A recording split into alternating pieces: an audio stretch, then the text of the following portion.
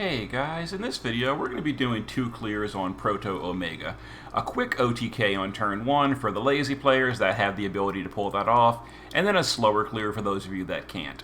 The missions are no KOs, 5 turns or less, party of 4 or less. The boss is a machine, weak to fire and ice. He has permanent reflect, he breaks our stats, and he uses lightning damage. Also, it's only Brave Exvius units allowed. So we're going to start off with the turn 1 OTK with Medina. So Naked Yoshi, Naked Frievia, and Naked Roberta. And then Medina built for MP scaling damage. So here's the break on the party preemptive. So Yoshi will Chakra to cure the break. We're going to Ice Scroll to Imperil. And then Frozen LCD to Amplify and Machine Killer. We're going to break Sword Imperil and then whatever on Shifted Frievia. We're going to triple tag on Roberta, and then we're going to Ice Onslaught on Medina. And as I showed previously, this is just bonkers, bonkers, bonkers turn 1 damage. There we go. I think the boss has 4 billion HP, so we did 6.5. So we slightly overkilled on turn 1. Yeah. If you pull the Dazzling Demoness card, anything weak to ice and you want to turn 1 it, Medina is your girl. Alright, I'll show the gear real quick, and then we'll go in for a slower clear for those of you that couldn't quite pull that kind of a clear off on the first turn. So Naked Yoshi, Naked Frievia, Naked Roberta. Roberta, swap it out for any chainer, any tag chainer you want.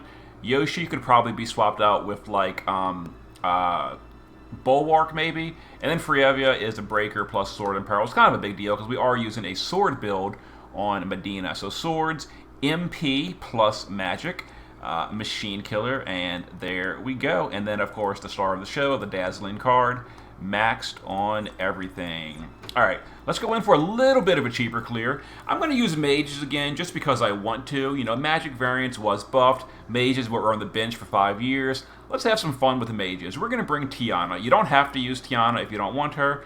Just bring a fire or a ice damage dealer. So this is going to be a little bit of a slower clear. We're still going to kill it by turn 3 or 4 or so because you want to kill it before too long because the boss does do non-elemental magic if you take too long. So we're going to try to go for a little bit of a quicker clear. So we're going to start with Louise is going to do, what are we doing? We're going to do break with incapacitate target. We're going to do diverse arsenal for killers. We're going to power boost to get rid of the breaks on the party. And then we're going to heavy firepower amplify to fire amplify the party.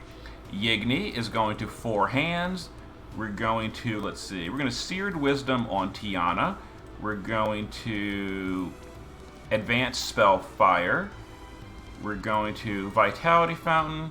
And then we're going to Gemini Enchantment. As you can see, I didn't quite map this out. Zahn is just going to use from an Esper, a Thunder Resist buff that we're not killing on turn 1. And then Tiana will quadruple, we'll Trouble Brewing, and then we'll do some Unstables to stack her up. Now Tiana is a stacking mage, meaning she does really low damage at the start, but her damage will ramp up quite nicely after like a turn or 2. Alright, so here is the Thunder damage. The whole party is wearing 20 or better Thunder Resist, and then we bounce back an 80% buff with Zahn. So, let's see. So Zahn can go ahead and cheat a little bit. Louise did a little bit of a bigger killer buff on herself, so we're going to double up. We're going to crit on Louise, and then we're going to spread those buffs with Project and Mirror. Louise can go ahead and shift, and she's actually mostly naked in the shift form, but she's going to quad Chaos Wave Awakened. We're going to quintuple Chaos Wave Awakened with our Tiana, and then our Yigni is going to do it as well. Energy Calibration. He is now imbued. And we'll go ahead and chain these guys up and deal some damage. But once again, Tiana's damage will heavily ramp up in a moment. You know what I forgot to do is the field with Louise. That is my bad, but as you can see, we're going to kill next turn even though I forgot the field. That's okay. I'll just field this turn with Louise. Whatever. My bad. We forgot the field. Let's put up that good field and then just reload these two and then chain it up. And that should be a turn 3 clear on the boss. Now, if you don't kill the boss by turn 3, I think he does do some non-elemental damage, which can be rather dangerous. So if you're not killing by turn 3, what I recommend you do is you put a 5th DPS in, and you get your turn 3 clear in, and then you can do a what's it called? Then you can do like a 4-man slow clear with a tank, and just get all the missions across 2 different clears. But here you go. So Yigni and Tiana, you know, basically kind of sort of tied the damage there. And I'll show you the gear. So the gear wasn't, you know, I used a few STMRs, but nothing like premium or anything like that. We didn't use any premium cards. We didn't use any like premium gear, but we did use some STMRs just to gear it up a little bit. So here we go. So let's see. So Louise is just using a little bit of fire resist in both forms. Not fire, thunder resist. 20 or better thunder resist so that we can immune the damage after a buff from Zahn. Zahn is on Carbuncle for Bar Thundega. Passive provoke evasion. If you don't have the diadem, use things like, you know, Durandal and Moogle Charm. He is literally here just to provoke tank. That's basically it.